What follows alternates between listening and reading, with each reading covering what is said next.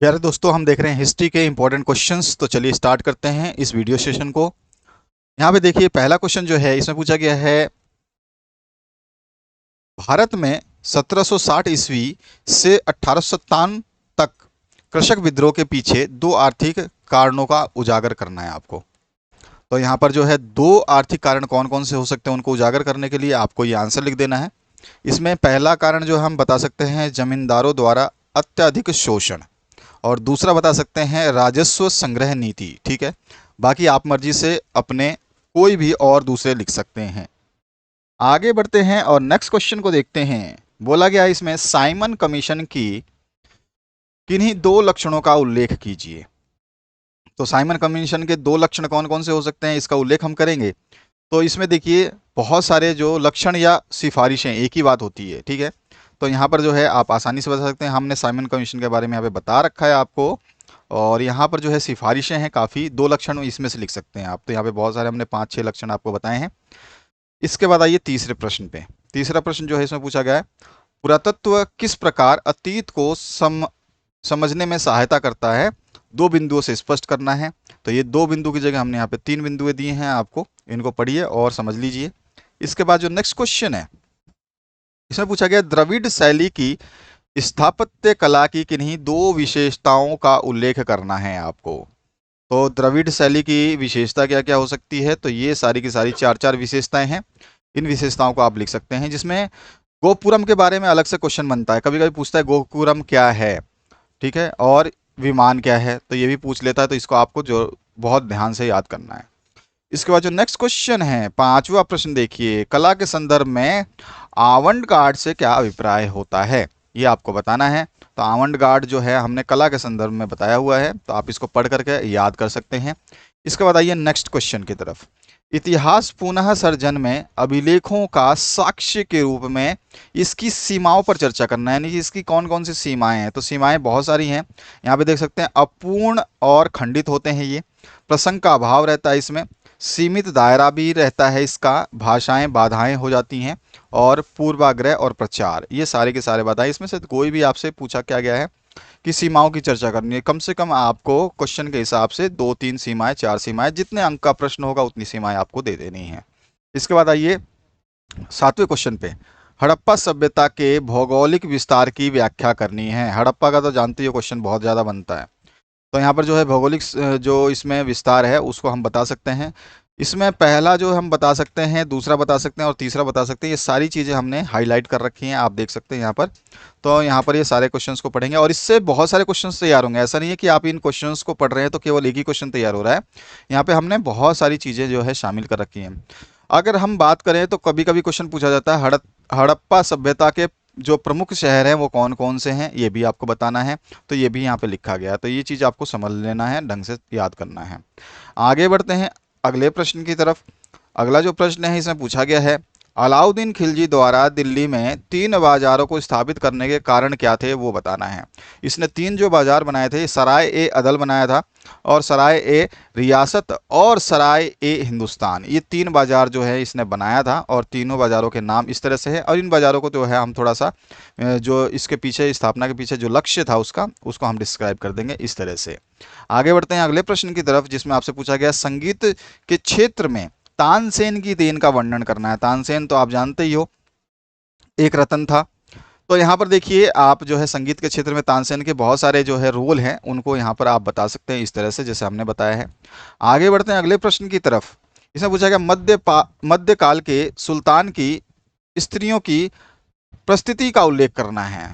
तो यहाँ पर जो है स्त्रियों की परिस्थिति कैसी होगी, तो यहाँ पे देखिए, इसमें आप 3 पॉइंट जो हमने दिए हैं, 4 पॉइंट, इनको आप दे सकते हैं। इसमें से कोई भी पॉइंट अगर आपको याद नहीं होता तो उसको छोड़ सकते हैं।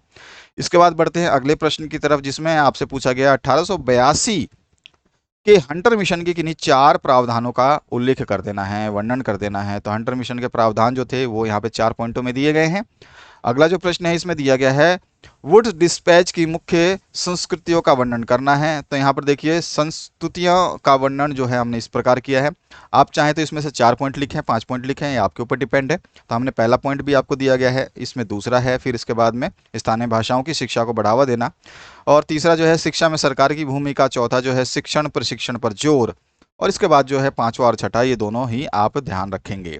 इसके बाद आइए नेक्स्ट क्वेश्चन की तरफ। आर्य समाज द्वारा उठाए गए महत्वपूर्ण मुद्दे कौन कौन से थे, ये बताना है।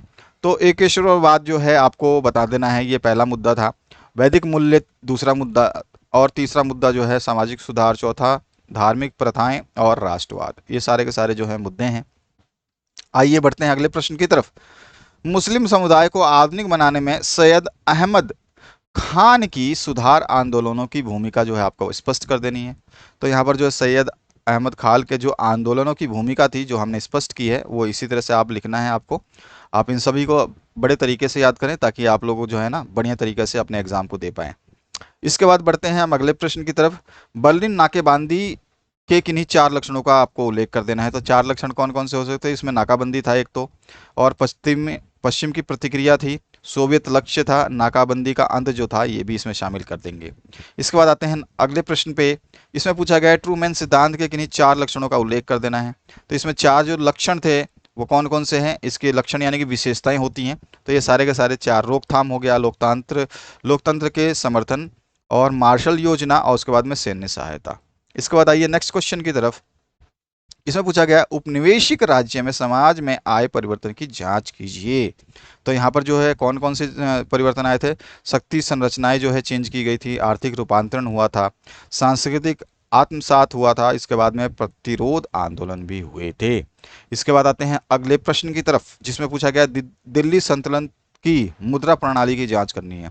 तो मुद्रा प्रणाली कैसी थी ये हम बता सकते हैं इन पॉइंटों के माध्यम से।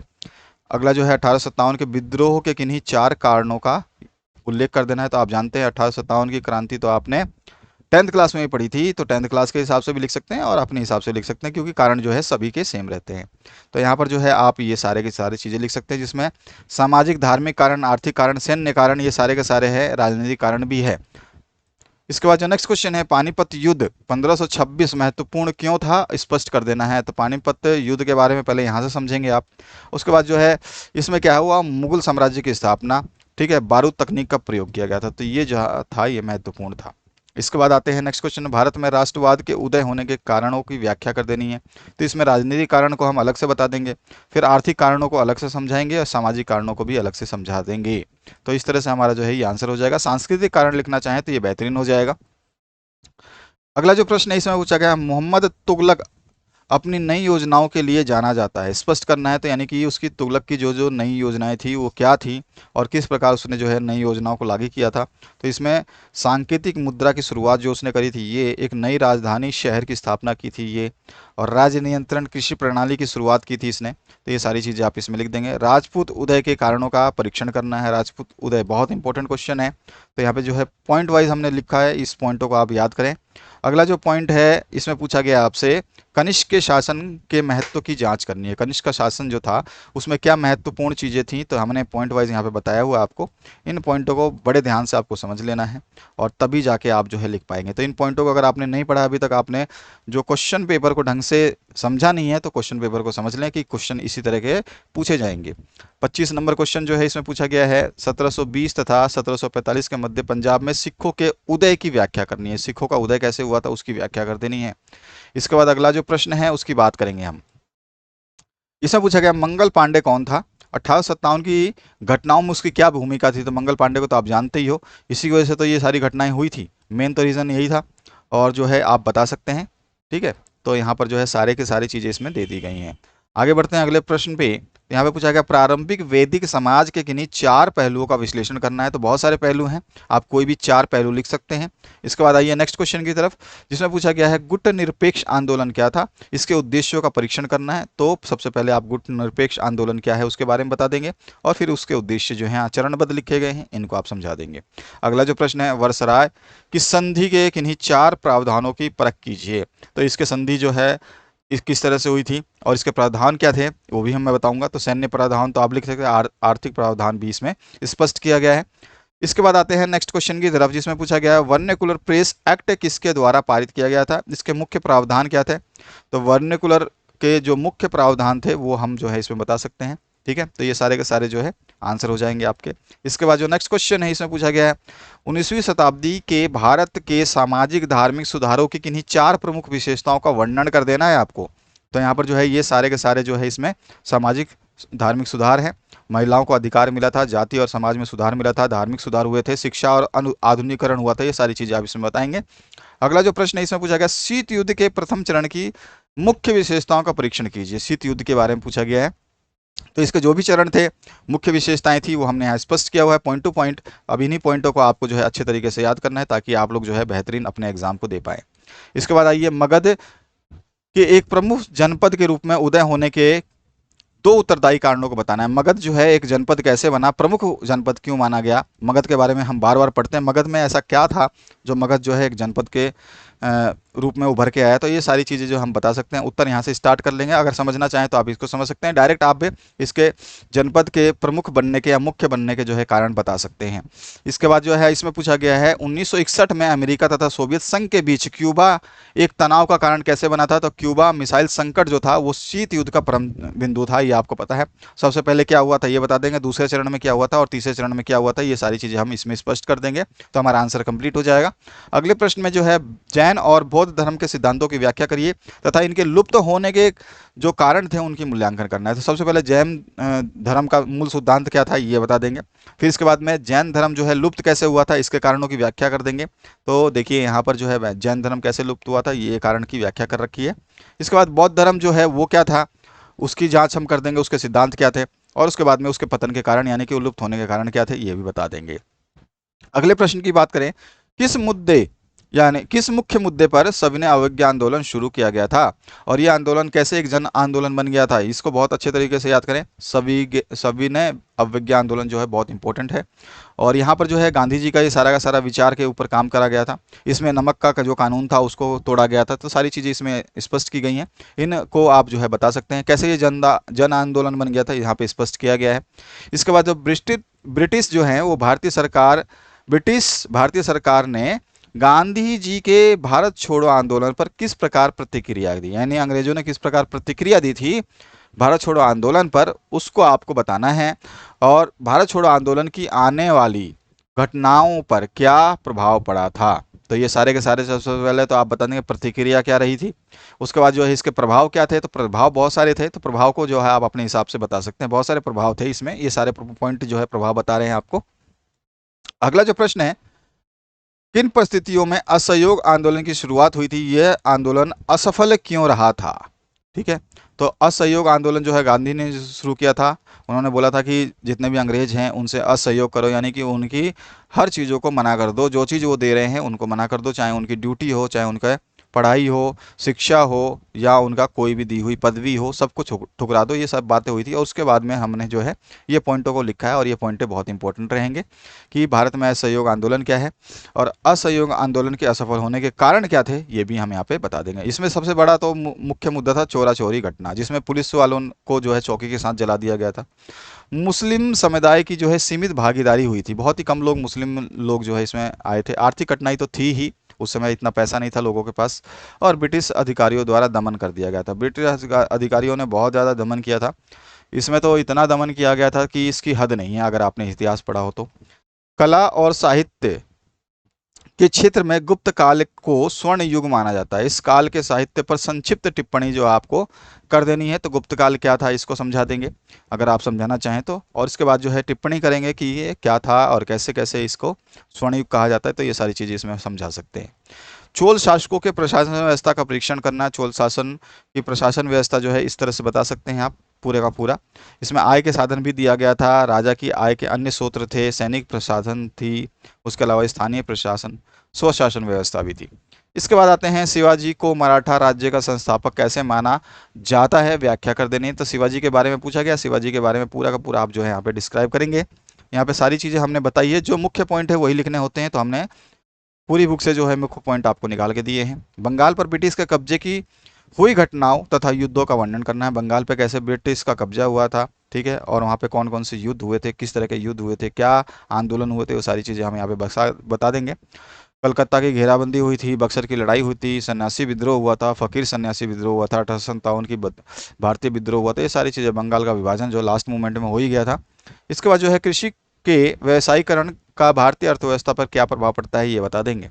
तो यहाँ पर आप जो है आसानी से बता सकते हैं। सारे के सारे क्वेश्चनों के आंसर हमने अच्छे तरीके से दिए हैं आप लोगों के लिए, तो आप इन सभी को अच्छे तरीके से याद करेंगे। नकारात्मक प्रभाव क्या है, सकारात्मक प्रभाव क्या है, ये दोनों बता दिया हमने इसमें। इसके बाद आते हैं रूसी क्रांति के कारणों की परख करनी है, यानी कि चर्चा करनी है। तो रूसी क्रांति के क्या क्या कारण थे? आर्थिक कारण, राजनीतिक, सामाजिक और प्रथम विश्व युद्ध, ये सारे के सारे जो है आप इसमें डाल सकते हैं। बौद्धिक और सांस्कृतिक कारक को भी आप लिख सकते हैं चाहे तो, अन्यथा आप छोड़ सकते हैं। इसके बाद जो है 20वीं सदी के एक महत्वपूर्ण विकास के रूप में वैश्वीकरण की भूमिका जो है उसमें बताना है कि 20वीं सदी जो है ये कैसे विकास के रूप में वैश्वीकरण में उभरा। तो यहाँ पर जो है कुछ पॉइंटों के माध्यम से हम इसको समझा सकते हैं कि ये सारे पॉइंट्स जो थे ये उसके कारण थे। इसके बाद में सांस्कृतिक अभिव्यक्ति के रूप में भक्ति संगीत की भूमिका की व्याख्या कर देनी है। तो क्या हो सकती है भूमिका? तो ये सारी भूमिकाएं हैं इसकी। इसके बाद आते हैं यहाँ पे कृष्णदेव राय की उपलब्धियों की व्याख्या करनी है। इसी संदर्भ में विजयनगर के वैभव पर विदेशी यात्रियों के विवरण की व्याख्या करनी है। सबसे पहले तो उपलब्धियां बता देंगे, तो ये रही उपलब्धियां आपके सामने, ये सारी की सारी उपलब्धियां हैं। और उसके बाद में विजयनगर की जीत जो है, यानी कि वहाँ पर लोग जो आते थे उनके क्या थे, ये सारी चीज़ें इसमें बताई गई हैं। उसके बाद में यहाँ पे आप देखिए भारत के पश्चिमीकरण के लिए ब्रिटिशों द्वारा किए गए सर्वाधिक उल्लेखनीय कार्यों में से एक था अंग्रेजी शिक्षा के एक संशोधित रूप में कार्यान्वयन। इस कथन की आलोचना करना है और साथ ही साथ इसमें महत्वपूर्ण पार्ट भी है। भारत के पश्चिमीकरण के लिए लॉर्ड मार्कले जो उपाय अपनाए थे उनकी व्याख्या कर देनी है। तो सबसे पहले पश्चिमीकरण की बात करें तो उसको हम समझा देंगे, इसको समझाते हुए हम बढ़ जाएंगे, सारे पॉइंटों को लिखते जाएंगे। इसके बाद आते हैं नेक्स्ट क्वेश्चन की तरफ, जिसमें आपको भारत में मध्यकाल के प्रथम चरण में विकसित इंडो इस्लामिक वास्तुकला की प्रमुख विशेषताओं का उल्लेख कर देना है। तो ये सारे के सारे जो है वास्तुकला की जो है कह सकते हैं विशेषताएं, तो इन विशेषताओं को आप जो है शामिल कर सकते हैं अपने पॉइंटों में। 4 से 5 पॉइंट कम से कम आपको लिखने हैं। प्रश्न के मैंने बताया कि जैसे मार्क्स होंगे उसी हिसाब से पॉइंट लिखिएगा।